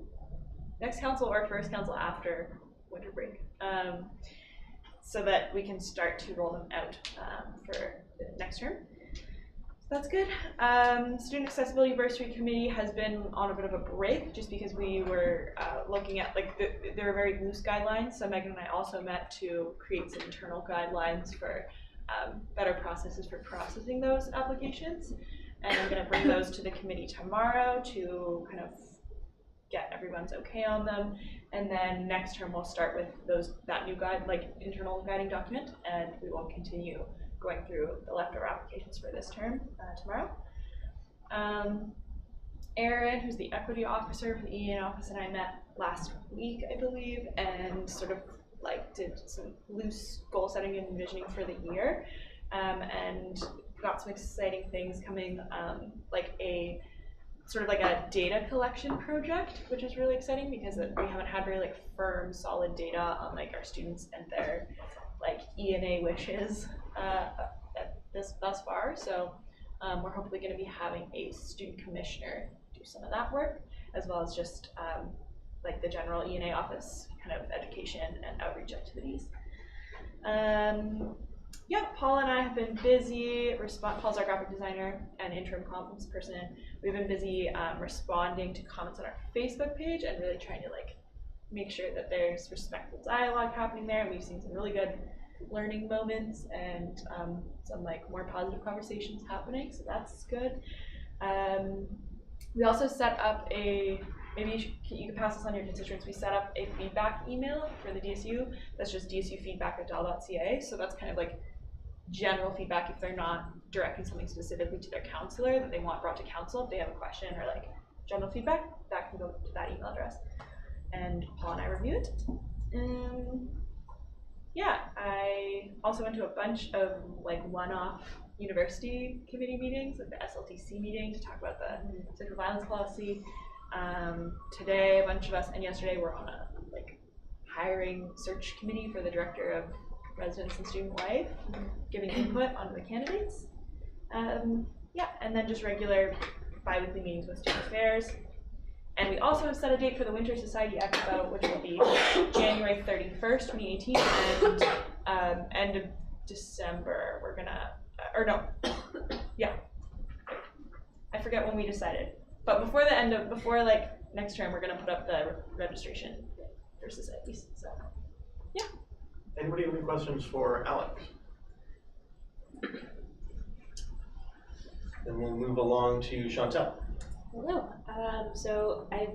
Most of my time has been consumed in audits and budget revisions, and they will be brought to council December 6th. So I've been working a lot with Jackie, our controller, Craig, the general manager, and as well as my two commissioners.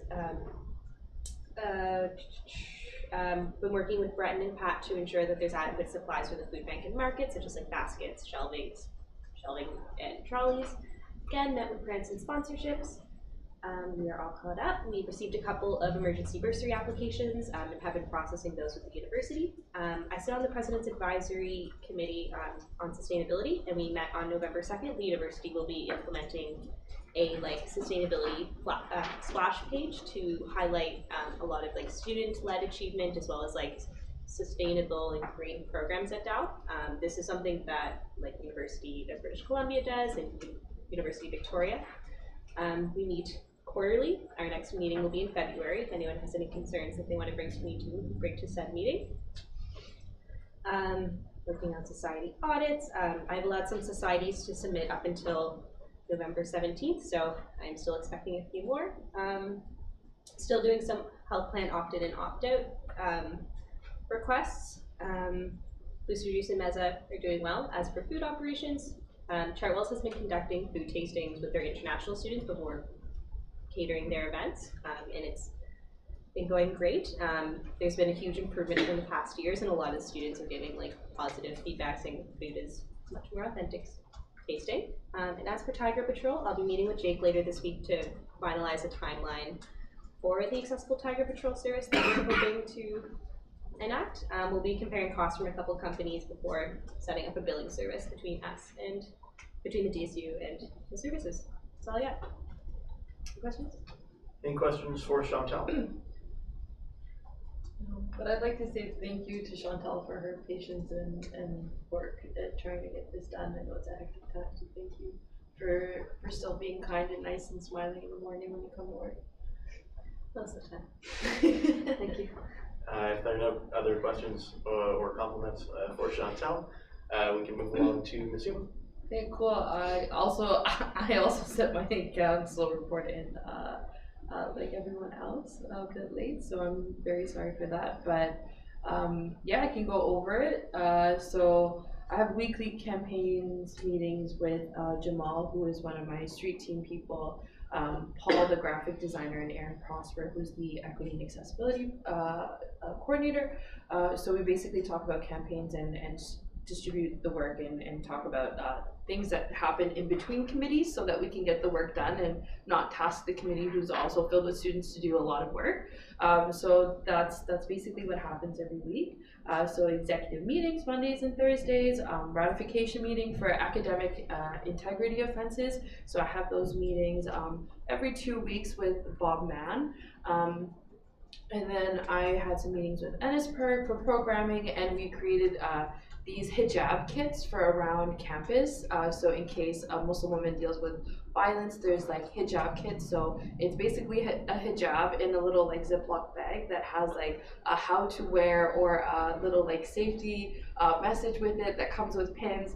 Super adorable. I'm very happy with it. It's a very nice support and project, so you'll be seeing some of those. I'll probably bring one to next council. And just talking about future programming and other things that we can do like that.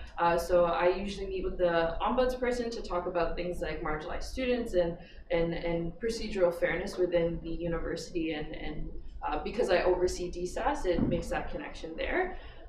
Student affairs bi-weekly meetings, I met with the LSS in regards to an issue that they're having, so still putting forward our support to see if we can help them in any way in the future. I met with the Dalhousie Science Society and the Dalhousie Arts and Social Sciences Student Society for Support the Report campaign, where I helped connect them with some of the union's resources for graphic design and stuff like that. So it's an academic report that basically encourages increased funding for accessibility towards the sciences and arts and supports for Indigenous students as well and graduate students. So I think it's a great report, and so support the report, find it on Facebook. I think the DSS and DAS is sharing quite a bit of it. It's also on the DSU Facebook page. So that's one of the other campaigns that we did this year. Woohoo, we're almost there. So we did interviews for student life position.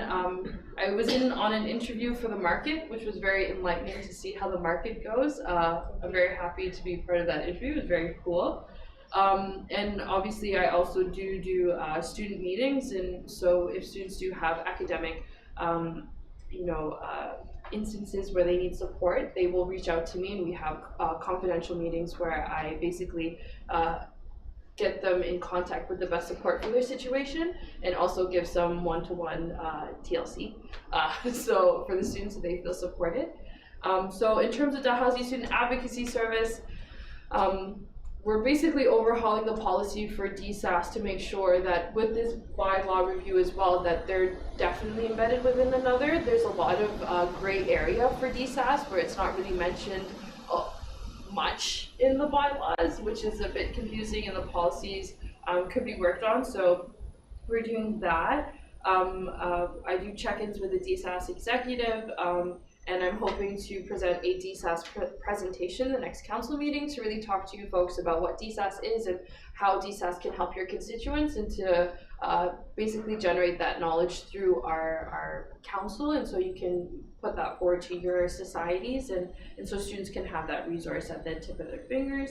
And something really cool we're working on is a translation service for students. So international students are basically 50% of all the academic integrity cases that we get. So a big issue is that the university, for example, if they have a student code of conduct or academic case that's against them, the university won't pay for translation service. So often we have international students who don't exactly know what's going on and can't unfortunately articulate why it is they're in the situation that they are because of the language barrier. So in hopes to be more accessible, I'm working with DSAS to put together something like this, and so I'm hoping next semester will be like a trial so we can see how it's going to work. It's going to be volunteer based, but that gets into another thing that I need to talk about in terms of DSAS, which is an increase in funding. So I think we're going to be coming to council with a referendum to basically look at DSAS's funding and to give it more, and to talk about how students can be contributing to the service that's so student-centric. So External Action Committee, there's lots of campaigns going on. So the overhaul of Survivor Support Center logo and materials, overhaul of the Equity and Accessibility Office materials. So there's a 16 Days of Activism event, which I'm sure you know happens within the university, and the Survivor Support Center is putting on one of the 16 Days of Activism, so I'll come forward with more information soon. The Period campaign, which I attached, and I hope councillors have seen that. It's a really cool campaign. So basically the campaign is to get free menstrual cycle, materials for the student union, so it's accessible to all our members in the gender neutral washrooms, in the gender binary washrooms as well, because trans folks are also using these spaces. So just to basically give more support to students, because nothing's more awkward than getting your period and then needing a pad and then running all the way to South House because you have no other support. So that's what we're planning. We're hoping that the university will help and give us some money for this initiative, because students can't eat, they can't also afford all the other care that they need. So it's going to be a really cool campaign. I love the graphics, so that's why I included them. So we're also planning some support in a campaign for mental health during the exam season, and I'm hoping to link up with Corey to do some work around that, and DMCRT. So support the report. It happens at Dell, and there's going to be culture snapshots that we're going to be doing as well, highlighting all the different cultures that are happening on our campus, and talking to different cultural societies, and taking folks into really knowing, like, appreciating culture instead of disrespecting it. So that's basically it, other than Senate and all the Senate committees that I've gone to. Senate caucus is working on the things that I had talked about earlier. But I would really, one last thing to touch on is I would really ask you folks to send me any feedback you have about the self-declaration of absence. This is it's already passed, but they're just like formalizing the actual form itself. So we want to make sure that students understand it. If you can send it to your constituents, talk about it, post it in your Facebook groups, whatever it is. It has a flow chart on the back. Let me know if it's good feedback, bad feedback. I'm just going to send it to student affairs, and at least we can do our job and say, hey, students didn't like it or did. So please email me. I hope to see an email from you in my inbox soon. Thanks. Thanks, Masima. Does anybody have any questions for Masima? We'll move on to Corey. The brief in my report. So today and yesterday, myself and a couple of the other executives met with candidates for the position of Director of Residence and Student Life, which replaces Chauncey Kennedy's old position. So there are 3 different candidates. We provided feedback to the administration on our thoughts and opinions of each of the candidates. It's my understanding that they're looking to fill that position rather quickly, so I'd expect an announcement on hiring for that reasonably soon. TEDx, the license has been acquired, so we're officially able to hold TEDx at Dalhousie University here in 2018. That's happening in March. The executive for that planning committee were selected, so the weekly meetings to begin planning that actual event will start happening next week. Really excited about the team that they put together. Looking forward to the Student Life Committee. I had mentioned in this report about a panel on toxic masculinity and its impacts on men's health and health in general. The date and time for that, or the date for that panel has been moved from next Monday the 20th to the last Tuesday in November, which is the 28th. It'll be right here in Council Chambers at 7 p.m. We just wanted to give a bit more time to do some more logistical planning around the panelists, and as well ensure that we're doing proper advertising. Aside from that, Student Life Committee, myself and Paul, the graphic designer, have begun to think about Snow Week. So Paul and I have met a few times this week to discuss different graphic designs and themes that we want to utilize. So we can expect advertising for that to take place probably within the next week or 2. Aside from that, Last Class Bash is December 5th. We have the Town Heroes coming into the concert in Greywood. And Fleetwood Mac Night is next Friday the 24th. There'll be trivia, and then 2 hours of a dance party, and then Fleetwood Mac karaoke to finish off the night. Thanks, Corey. Does anybody have any questions for Corey? Alex? Why didn't you get Signal Hill for Last Class Bash? We wanted to try something new. Also, Signal Hill is becoming much more expensive as the day goes on. So we're hoping to kind of keep Signal Hill to be a one-time, once-a-year kind of deal. When is that time? Either first class bash of the second semester or last class bash of the second semester. Thank you. Any other questions for Corey? He told me this time. Notices of motion then. I received 1 notice of motion from Amina. Be it resolved that the text of the commissioner policy as it stands be replaced with the circulated text. I have just sent that to councillors. Are there any other notices of motion? Chantel? I think it may be a notice of motion, but December 6th I will be presenting the budget and the revised budget, and it will need to be approved by council. This may be an announcement, but I think it may need to be a notice of motion. The budget revisions. Okay, so I think as per the. Have you checked the bylaws on that? It just says it needs to be approved by council. Okay. So I think this is a notice of motion. Sure. So I will send the text in 30 minutes. Sure. Okay. You can circulate it to council as well if you'd like. Okay. So be resolved that the budget revisions be accepted, the fair budget. All right. Any other notices of motion? I believe this is a notice of motion also. Not exactly sure on procedure. You can help me out there.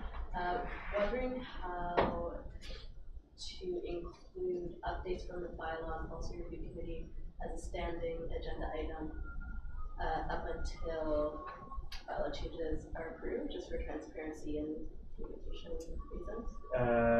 Sure, I can just do that. I can just put it on the agenda when we have a motion coming up. I will turn to the bylaw and policy review committee. The chair does not have much power in this meeting, and that is a good thing, but I do have a little bit. I can take the agenda. Did you have a notice of motion? I don't have a notice of motion, but I have an announcement. We're about to get to that. Cool. Are there any other notices of motion? Then we will move on to announcements, beginning with Lasima. Cool. So this Friday, there's going to be a talk in Kings about race and in a glass nation. So that's Friday, November 17th from 6 to 9 p.m. at King's College in the new academic building in the Alumni Hall, I think. Yeah, so that's going to happen this Friday.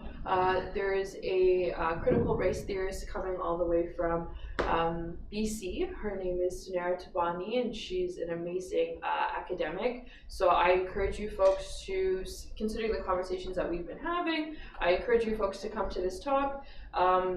It's going to be very interesting. All the universities, so the Mount, this St. Mary's and Dalhousie departments have come together to bring this talk together, as well as the DSU, NSFRG, and some other folks.